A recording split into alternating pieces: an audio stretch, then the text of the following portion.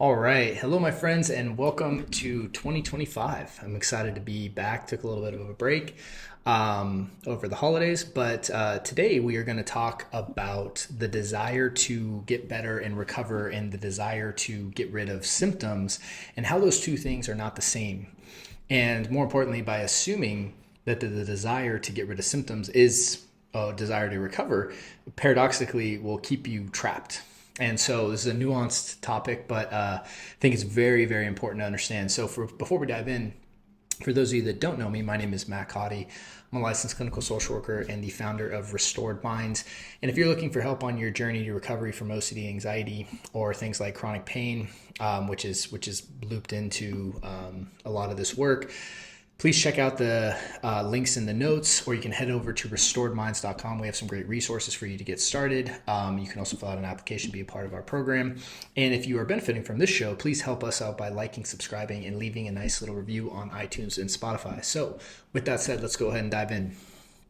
So a lot of people, when they're reaching out for help, or reaching out, because they're struggling with OCD, anxiety, intrusive thoughts, panic attacks, whatever, they assume that because they don't want the symptoms, that automatically means that they want to recover. And we have to really pick this apart, because this assumption is very dangerous, because the what happens is that the primary focus is the alleviation of symptoms.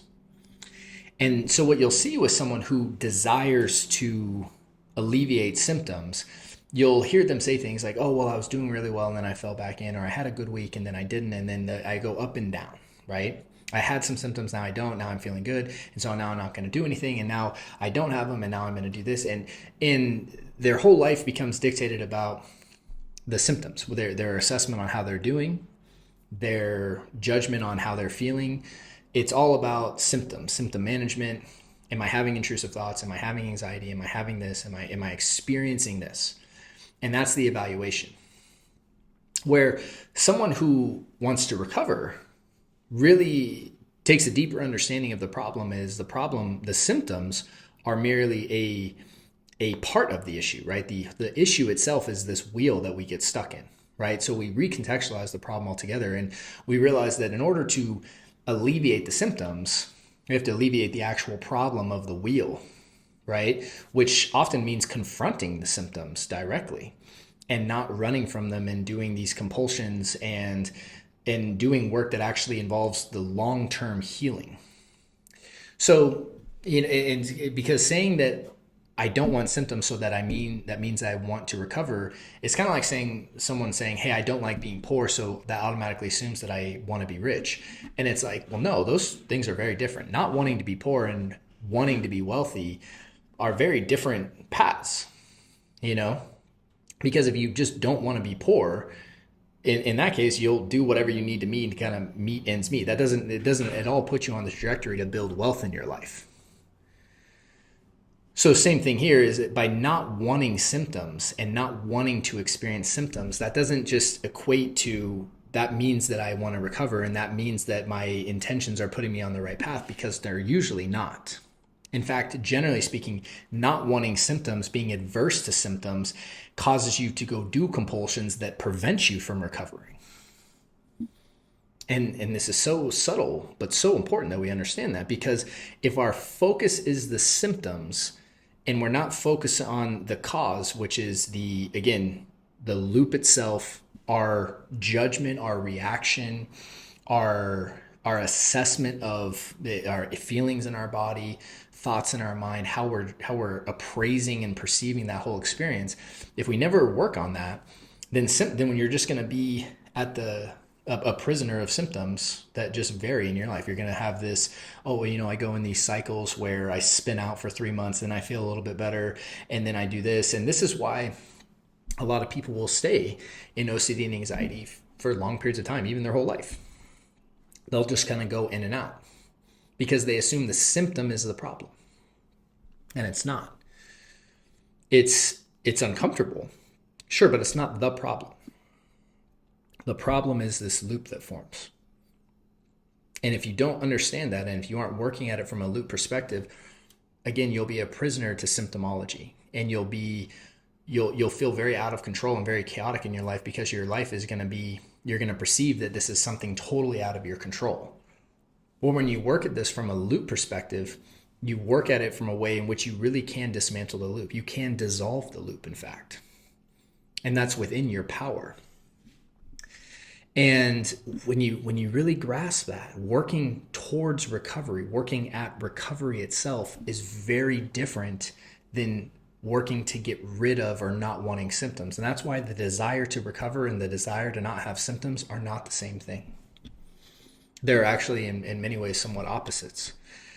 And I know it may not feel that way to you, because your assumption is, if I get rid of the symptoms, then I no longer have this problem. But again, the symptoms are they're secondary to the main problems of you not wanting to feel your emotions, you not wanting to really be in touch with your inner environment. So these secondary symptoms, if we're focusing on that, it's kind of like if you focus on a secondary problem. It's like I use the analogy quite often of, if there's a bunch of mud in your backyard and you perceive the mud to be the problem, and you try to solve a mud problem, and what's really going on is there's a broken water pipe up the hill that's leaking water into your yard, you can dig the mud out all day long. But you're always going to have more, because the water's just going to come in and replenish it and fill it up. So you have to look at what the primary problem is. And that's why the desire to recover needs to be about really, okay, what's the primary issue here? Like, why do I have such a adverse relationship with my emotions, with myself?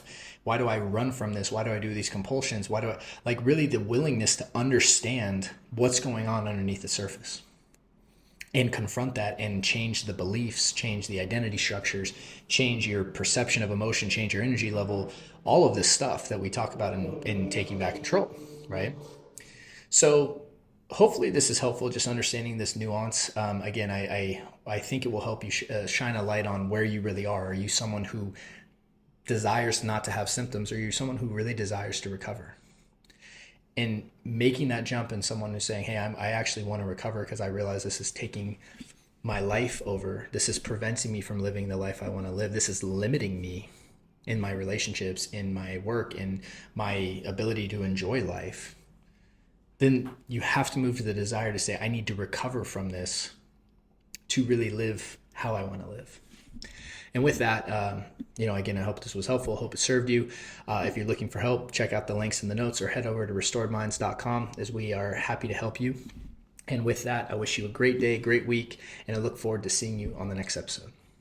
Hey there. So if you enjoyed that video, we've linked up a few more videos that we think you'd find helpful as well.